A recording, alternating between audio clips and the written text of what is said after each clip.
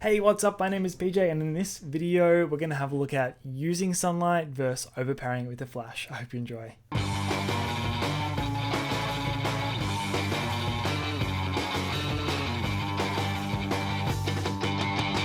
So this sort of thing depends a whole lot on your personal style. Some people really like to use natural available light. They like the challenge. They like the fact that you can't quite control it. You just have to work around it. Personally, I like to have complete control over the lighting environment, so I use a lot of flash.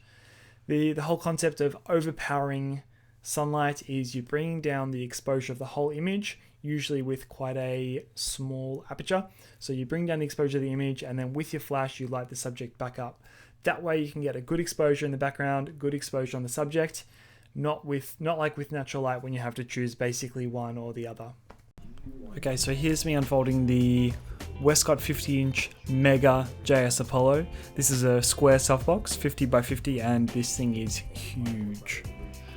As you can tell by this excellent demonstration of me wearing it like a tent. Normally it's overkill, but I really wanted to get it out. I haven't used it in ages, and there wasn't too much wind. So this softbox attaches by the umbrella shaft, which is good because you can use it for small flashes. So in this video, I'm going to be using my Godox X Energizer kit to overpower the sun. This is the head. I'm pretty sure this is a copy of the Elinchrom Quadra or the Elinchrom Ranger, I'm not sure. But so it's got a flash head. The flash head is really light, and it connects to this battery pack. The battery pack is where all the magic happens basically. That's where the weight is, that's where all the power is. The flash head is just literally a globe connected to a cord. It sits in this nice pouch. The pouch has like a shoulder strap, so if you've got an assistant, they can just sling that over their shoulder. Otherwise, I like to just hang it on the light stand. It's pretty safe there, and it adds a little bit of stability, a little bit of weight.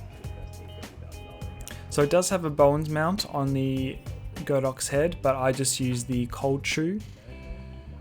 I find it a lot more secure that way. You can tighten it down with the collar. This is just the flash head attached to the umbrella shaft. The cord plugs in like so. It's very secure. There's a little locking collar on there as well. So it's got this really cool dial, very smooth. It adjusts in third of a stop increments. And that's the dump/test button. You can sync it with a 3.5mm jack, or you can also use the provided receiver, which is a USB, funnily enough. I've never seen it before, but it works quite well, so I'll just use that for this video. Comes with a transmitter, sits on top of the camera. It's powered by 2 AA batteries. Apparently, you can control the flash from the transmitter, but it doesn't seem to work with me, so maybe that works with the different model. So I'm just using the RF603 as a remote shutter. That was the only way that I could think of to stand in front of the camera and trigger it at the same time. Sigma 35 Art, which is my favorite lens. This is what the scene looks like with natural light. So it's actually a pretty cool photo. I love the warm tones, I love the glow.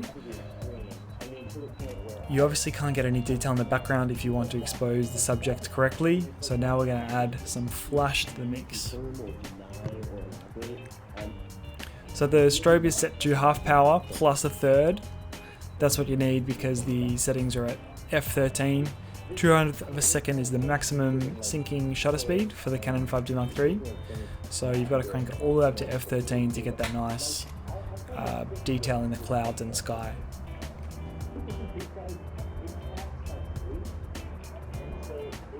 So this is introducing the second light.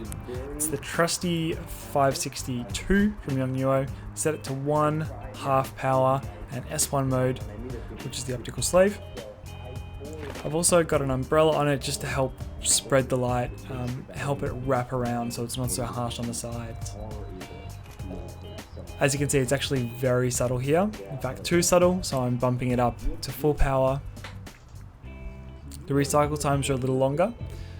but I think it's a much better effect. You can see that warmth on the side of the face, a bit of fill in those shadows, and a bit of background separation as well. This is the natural light compared to the final product with the flash.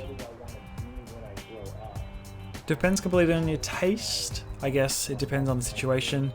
This is the single light setup, and the second one is the 2 light setup. You can see a bit of background separation and some fill, some warmth on the edge.